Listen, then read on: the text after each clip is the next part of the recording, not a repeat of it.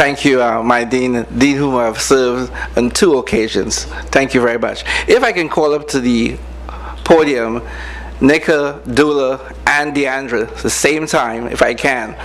And the reason, also Nicole, just briefly, I know you, Nicole, where's Dula? Come on, quickly. It's really important that acknowledgement we collaborate, because one of the strategic goals of Texas Southern is our collaborative effort. And this collaborative effort took place by a phone call and a visit, started with Dula. We met Nicole Peacock, met Nneka, and then my student Deandra. We even went through the government shutdown. We kept going anyway. We kept meeting and going, and we brought it here today. So if I could allow Nneka and Dula to say a couple words, and then Deandra will welcome on behalf of the students, and she'll bring up the ambassador. Good evening, everyone. Thank you, Ambassador Nagy, for being here today. We really appreciate your passion and dedication to Africa.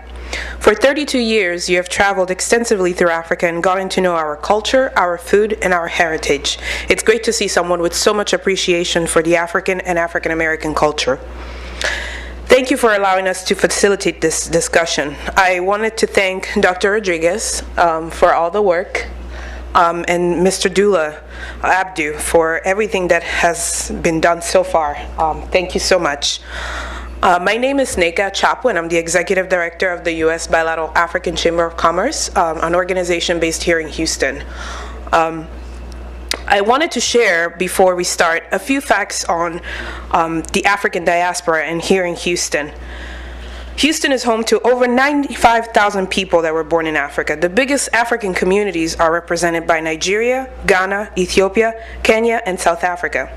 We also have representation from Equatorial Guinea, Sierra Leone, Burundi, Tanzania, and many other countries that are African.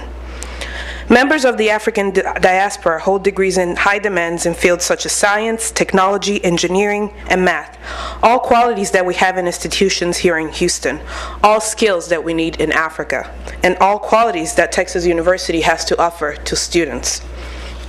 The African diaspora here in Houston is also very well represented in vital sectors such as healthcare. The Texas Medical Center is home to many diaspora physicians, nurses that go back to various countries in Africa to provide assistance. Nigerians, Ethiopians, Haitians go often in medical missions to rebuild the healthcare sectors.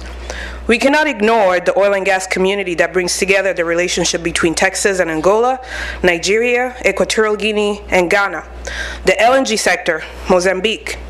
40 Houston firms operate 178 subsidiary locations in Africa. We also have several companies that are based in 23 African countries that represent Houston. Luanda, Angola is Houston's sister city. The African diaspora here in Texas also holds $4.7 billion in spending powers in the state of Texas, and has paid $1.6 in taxes. I also wanted to take a moment to recognize State Representative Ron Reynolds, who is a former TSU graduate, for recognizing the contribution of the African diaspora to the state of Texas. I mention all these numbers to illustrate the strength, the potential to really create an environment of growth and development between U.S. and Africa, starting from here in Houston, Texas. Thank you very much.